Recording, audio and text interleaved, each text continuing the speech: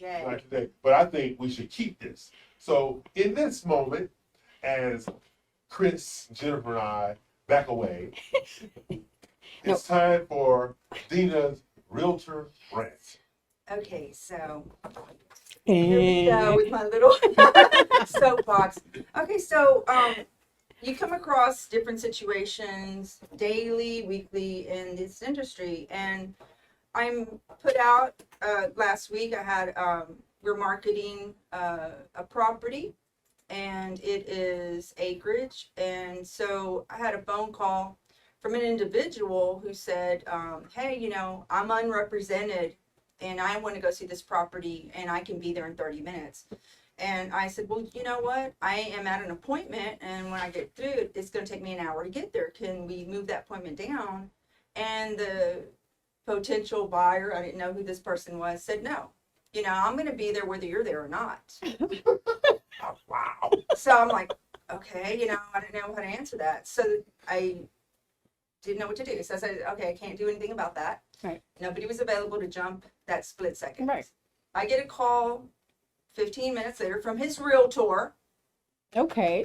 saying that That I had met a few days before Right. at the property. at the property, we had already invested with this realtor Right. and his clients. This is another one of his clients. So he says, I'm going to be meeting him there. I said, wonderful, because there was no way in the world I was going to make it on time. And I was a little concerned. I hate to pass up opportunities. Of course. So they get there and check it out. They like it. Everything's, I guess, going okay. And on Sunday, whenever I met, sorry, I'm going to Yes, put let's get it all that together. Get the juice. Get the juice yes, in. I met the realtor and I explained to him exactly what our client was looking to do and where it would be okay for him and his clients to walk on our client's property. So they disregarded that information. We're on the property where the seller lives, Mhm. waiting for the seller to get home. Seller gets there, and the realtor and his buyer approach my seller and say, you know what? You need to ditch your agent, work directly with us, and you don't have to pay any commissions. We want this property, and so forth. She's And I'm leaving out the good part. Sorry. I know. Go ahead, Chris. Trying to say, EL, that the lovely Miss Dina Ramos Uh, was evil. Yes, this one. So they tell my client that I'm evil and that she needs to go ahead and fire me and just work directly with them, and that she wouldn't have to pay any commissions. But little do they know that I have a relationship with this client, Right. doing business for years, and she's like, I don't want to hear this. Right. I know better than Right. that. So I'm stuck on her evil. Well, I got it, but the fact that the realtor doesn't know and the lack of professionalism, Yes. you know. But let me tell you something. Until we, the professionals, don't start making complaints about professionals that I won't even call that a professionalism about people like that. Things like this are not going to stop because And that's totally out of place. it's out of, and as a real estate professional, okay, when you're out, bad talking other realtors to their clients is a no-no. If you have any issue with another professional, deal with their broker or report them to the Texas Real Estate Commission if you feel there's a complaint to be made.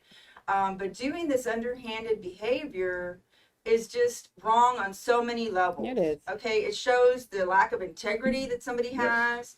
It's also, you know how difficult it is in the industry anyway. Everybody's working.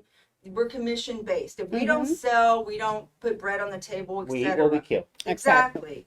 So if the client had jumped ship and all this stuff had happened, we do have safeguards. There is a listing In agreement place. that's signed, and there is a period of time in which a person cannot sell to any prospect that you bring forward, which could result in a lawsuit against someone who operates in this fashion. And the lawsuit will not just be on the seller who jumped ship.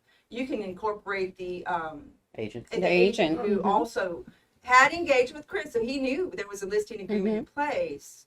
So all this being said, my rant comes to an end. Do the right thing. Yes. Be Be professionals. professional. And And I'm not a lawyer, but I play one on TV. Don't mess with that. And another thing is that they actually submitted an offer a couple of days later. So it was for more land than what our client wanted to buy or Right. wanted to sell. And so we're talking to our client, but that bad taste in her mouth left Yes. it to where She she really didn't want to evaluate Any the deal. number that would have been on that offer, she was going to walk away from because she was so upset. I mean, they presented, it was over $1 million. Right. And, but she was more than what they wanted. It was more than what she wanted to sell. Right. We negotiated, talked about that whenever I met with him on Sunday. But then he's looking and, just this whole attitude and talking to the seller and talking bad on someone who she personally knows and has done long-term business with, left a bad taste in her mouth where I could have been there in 20 minutes. her knee-jerk reaction was, no, I don't want to do any Right. business with them. And we're like, look, sleep on it for a couple days. We'll follow up with her today and see if, but really, I mean, her feeling, actually, Dina There talked was- to her again and she was Those not are changing her people mind. that have no credibility whatsoever. Correct. They're not credible.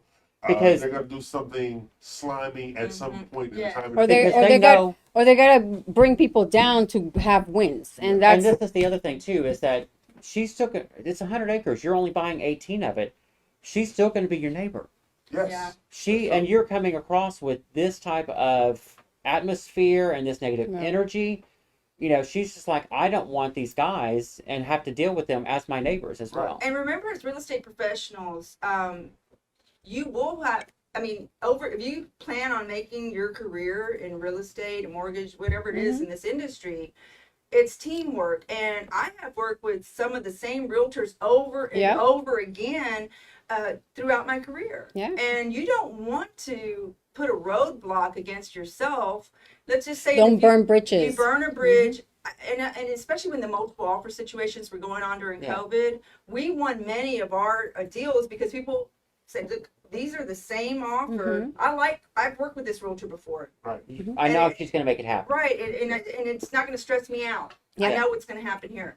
And this is what you want. You don't want to create that kind of environment. So just as a reminder, do the right thing. Don't let your clients dictate this negative behavior if that's what's happening. Because you have a career to maintain. That's right.